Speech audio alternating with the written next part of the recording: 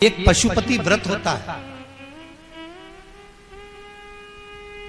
और वो व्रत ऐसा है कि उस व्रत को 5 सोमवार करना चाहिए, कोई से भी 5 सोमवार, जिसमें तुम्हारी मर्जी पड़े। ऐसा कौन सा काम है जो पशुपति व्रत से नहीं हो सकता? जब पशुपति अस्त्र मात्र भगवान राम के तरकश में रखे होने पर लंकाधिपति रावण के प्राण निकल सकते हैं, तो जीवन का वो कौन सा सुख है जो पशुपति व्रत से प्राप्त नहीं हो सकता? बस उसका नियम है, 5 सोमवार करो, पहले सोमवार को करो चाहे दूसरे सोमवार को करो, जिस सोमवार को पशुपति व्रत करो, सुबह शंकर जी के मंदिर में जाकर पूजन करो, अर्चना करो, अभिषेक करो, वो थाली को लेकर वापस घर में रख दो। सुबह फलार करो, शाम को वापस उसी थाली को लेकर जाओ, उसमें 6 दिए लगाकर लेकर जाओ। दिए को जलाना नहीं है, केवल घी के दिए लेकर जाना है, थोड़ा सा मीठा।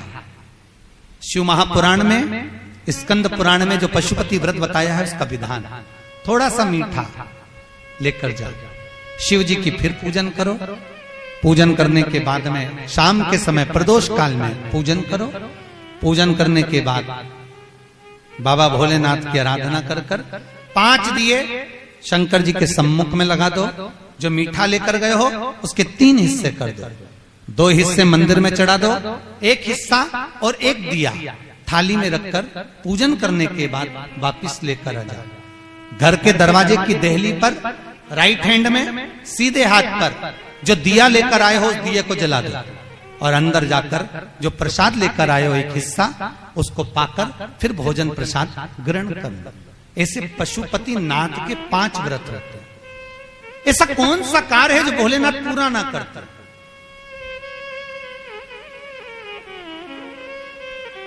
कौन सा?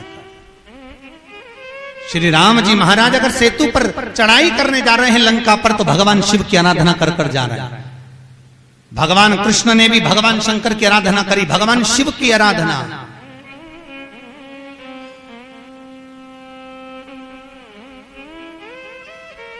शिव अर्चना। मेरे वेंकटेश भगवान तिरुमाला के शिखर पर अगर तिरुपति बालाजी विराजमान हैं, तो पहले उन्होंने भगवान शिव जी से पूछा कि हम यहां बैठकर तप करना चाहते हैं, आ जाएं? भगवान शंकर ने कहा आओ, और तिरुमाला के शिखर पर बैठकर तप करो, साधना करो, आपकी मर्जी पड़े वैसे निवास करो।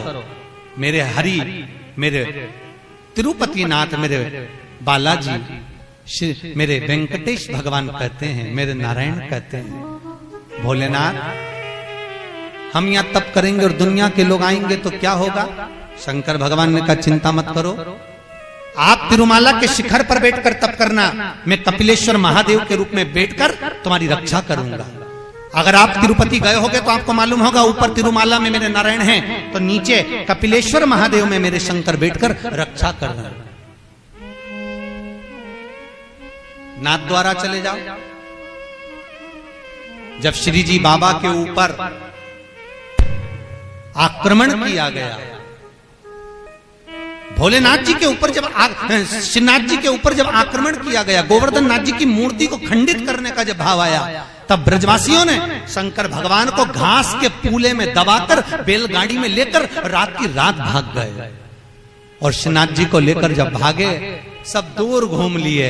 श्री जी बाबा को कहां रखें, श्रीनाथ जी को कहां रखें? तब सब दूर घूमने के बाद मेवाड़ की भूमि में जब पहुंचे, तो शंकर भगवान से श्री जी बाबा ने कहा भोलेनाथ अब आप बता दो हम कहां रहे, बार बार घूम रहे हैं, कहां जाएं?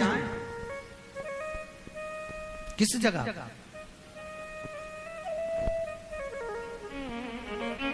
हम कहां जाएं? हम किस जगह पर जाएं? आप बताओ। भगवान शिव कहते हैं ठाकुर, हे श्री जी बाबा आप एक काम करो, आप मेवाड़ की इसी भूमि पर रहिए, आप यहां रहोगे और हम एकलिंग जी के रूप में आपकी रक्षा करेंगे। कभी आप नाथद्वारा जाकर देखना, श्रीनाथ जी में श्री जी बाबा विराजमान है और उनके पास में एक लिंग जी के रूप में भगवान शंकर विराजमान। कोई ऐसी धरा, कोई ऐसी भूमि, कोई ऐसी जगह जहां शिव ना हो, हर जगह सर्वस्व विराजमान भोलेनाथ, सर्वस्व।